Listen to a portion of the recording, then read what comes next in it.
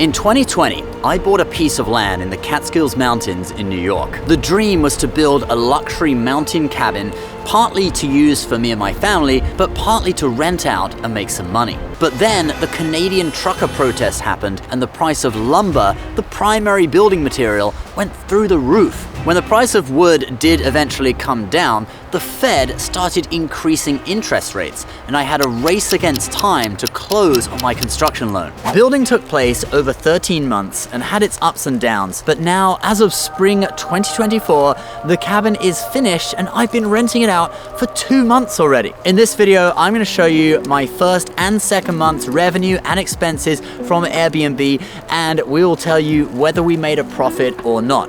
But first, let's give you a tour. Oh, wait. And this video is brought to you by Kudos, but more on that later.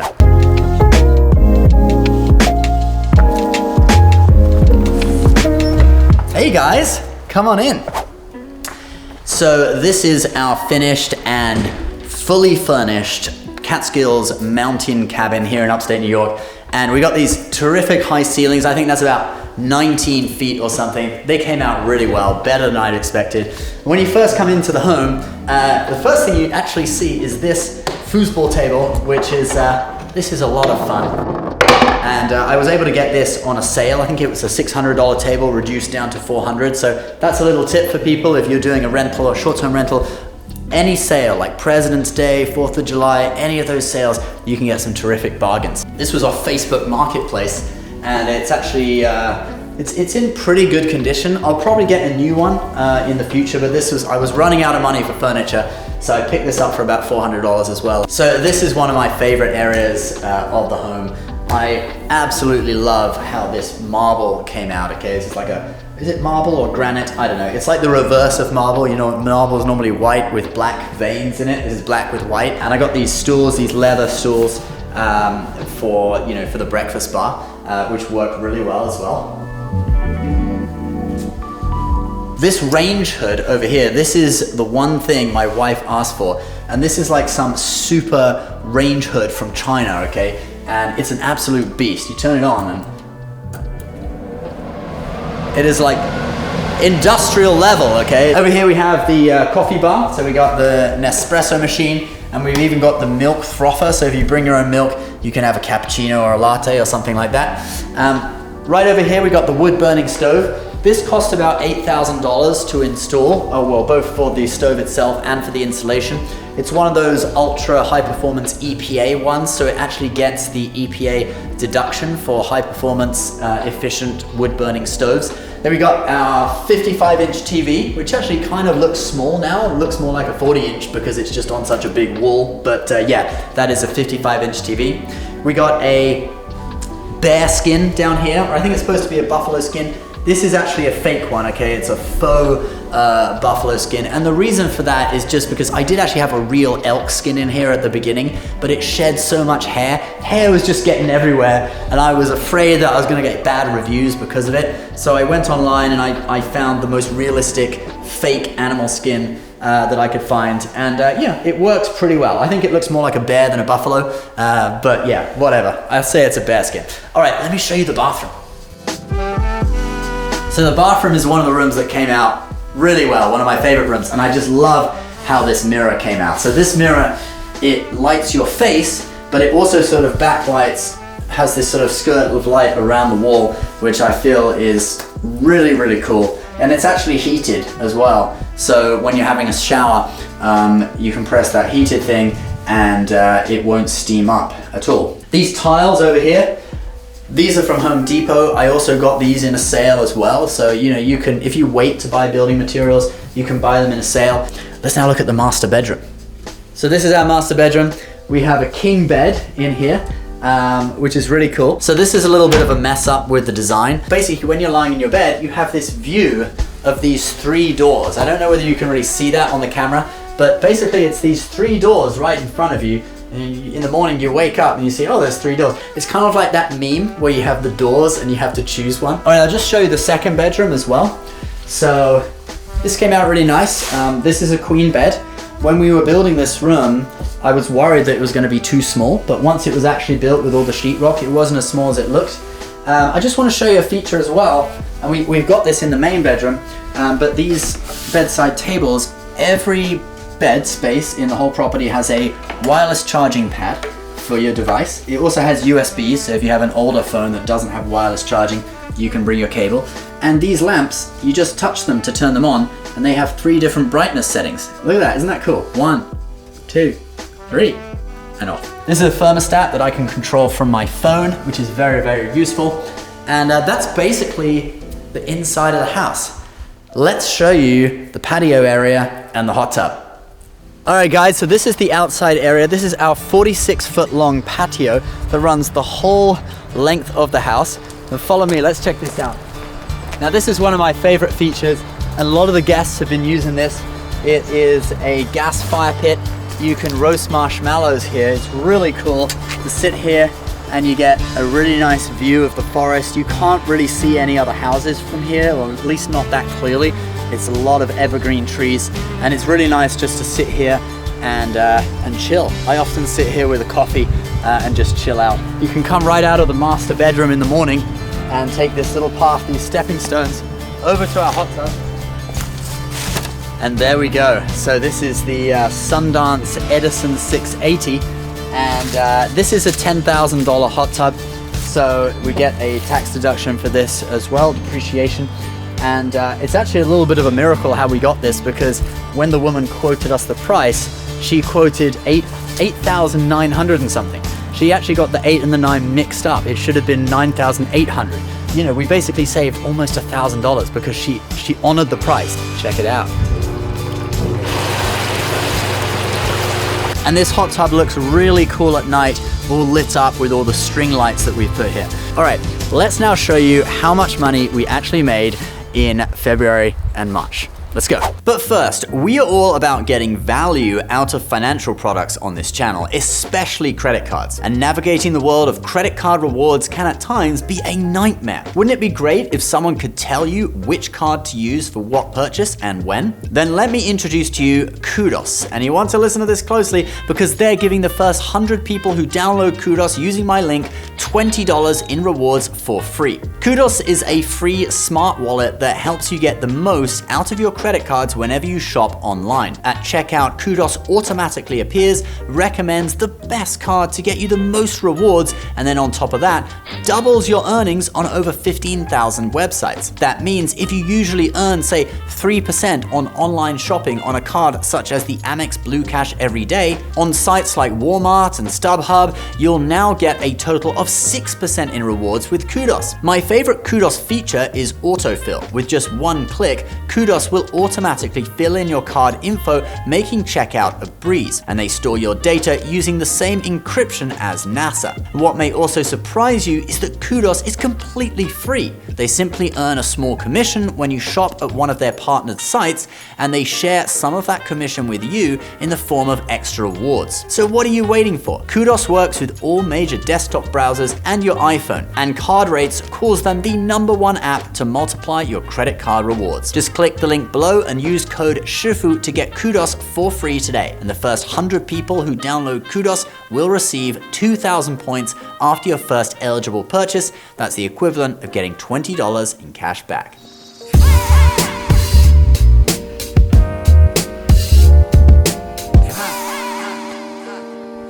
So, after a year of building with trials and tribulations along the way, we were finally able to get this luxury mountain cabin up on Airbnb and see how much money it can make. Now, first, I talked to a couple of other hosts with similar properties, one lake house and one mountain cabin similar to mine. In the case of the lake house, it was actually closer to $20,000 in those peak summer months, although that's quite a different property to mine, much bigger, way more impressive with lake access. So I'm gonna go more with the smaller mountain cabin in estimating what I could make during the summer months, because that property is pretty much the same as mine. It's also 2 bedrooms, has a hot tub, and no special feature like a lake or anything like that. So I'm gonna take $10,000 per month as my target for those peak summer months. But you can never be sure of what the result is gonna be until you try something for yourself. Now, unfortunately, because the property wasn't finished, we missed summer 2023, which is kind of the peak season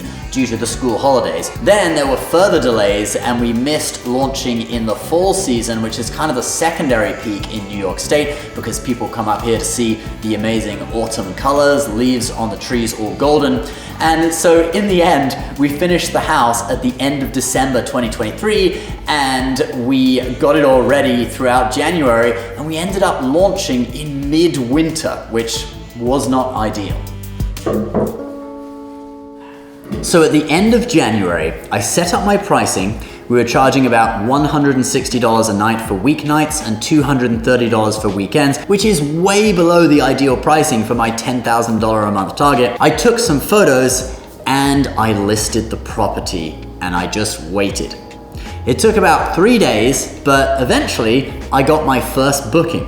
And that lady actually liked the property so much that she asked for a deal on a second night, and I gave her a second night for $100. Hey, it was my first booking and I really wanted that 5-star review, and she gave us a great review. So in January, for that one stay towards the end of the month, I made $342.28, which is obviously a loss for the month from a business point of view when you consider mortgage, utilities, etc.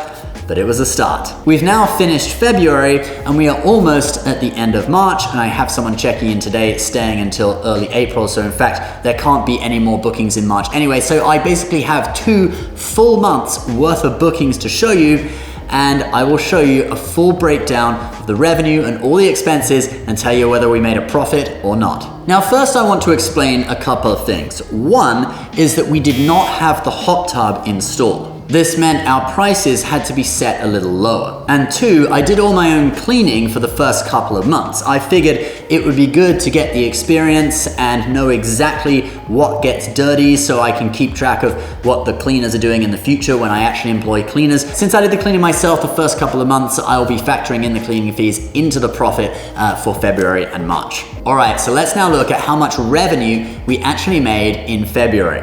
And that was $2,625. But we did have a lot of expenses relative to the amount of revenue we made. So I'm now gonna go through all of the expenses and show you whether we made money or not. So we have a mortgage payment of $1,529, estimated property taxes of $500, insurance of $288. This covers me for my personal use. Any type of rental or leaving the house empty gives me $1 million in liability coverage, plus cost for rebuilding the home if it's burnt down of $360,000 and $70,000 in lost income. Then we have propane, which is $154, electricity $73, internet $144, Guesty for hosts, which is the software I use to run the property on Airbnb, that's $49, and a Ring doorbell at $3.99, we'll call that $4, for a total of $2,741 in expenses. Now obviously there's also cleaning supplies, but I bought a load of cleaning supplies when I started in January, and I actually still haven't used all of them yet, even at the end of March,